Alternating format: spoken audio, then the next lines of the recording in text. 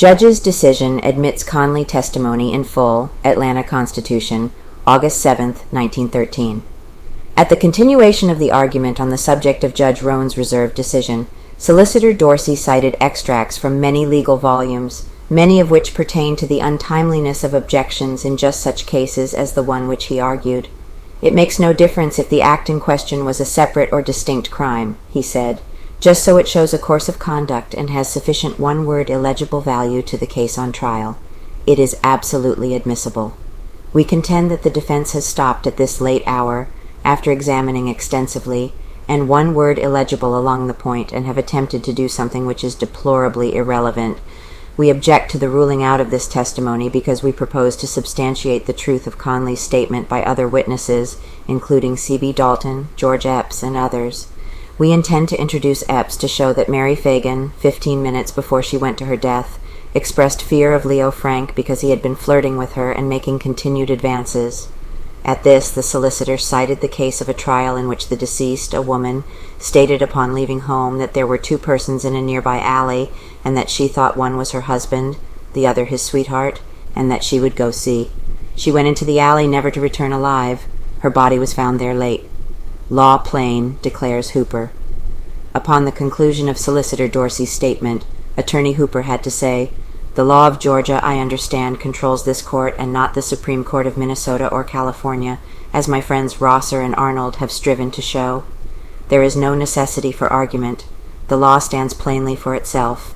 It says that objections shall not be ruled out unless the objection is made at the time the question is propounded. If this evidence was not admissible at the time it was offered by the state and cross-examined upon by the defense, why the only motion to which they would be entitled was to rule out their own cross-examination and nothing else. Your Honor has admitted that this testimony was admissible by ruling against the state while the cross-examination was in progress.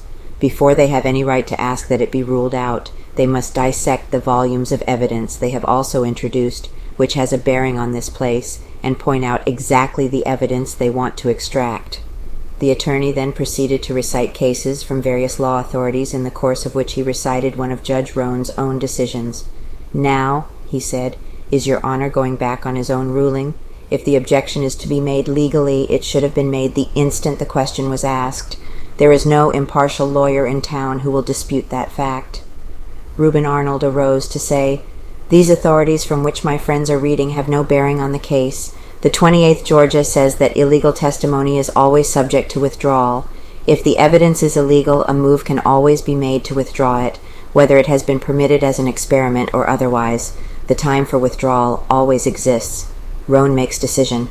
In making his decision, Judge Roan stated, "I have serious doubts as to the admissibility of this testimony as an original proposition. As it has been cross-examined, you may expunge it from the records, but you can't disassociate the original from the cross-examination. I am going to allow it to remain in the record. It may be extracted from the record, but it is an impossibility to withdraw it from the jury's minds." As the judge announced his decision, there arose a spontaneous riot of applause from the audience. Court attachés, lawyers, and judge looked up, astonished. Attorney Arnold said, "I will ask for mistrial if such a demonstration as this again arises. Also, I will ask that the court be cleared if it continues. Mistrials can easily be caused by just such actions." In continuation, Judge Roan said, "I am ruling just whatever I deem fit and proper, whether it pleases or displeases. On the question of the Epps boy's testimony, I rule that it is inadmissible." "I want your Honor to rule positively now on this first question," said Mr. Rosser. "I am going to let it remain," calmly declared the judge. "In regard to Dalton," spoke up Mr. Arnold, "we object to his testimony on anything relating to affairs and happenings previous to the day of the murder. I will rule that Dalton's testimony will be inadmissible in anything except in support of the Negro Conley.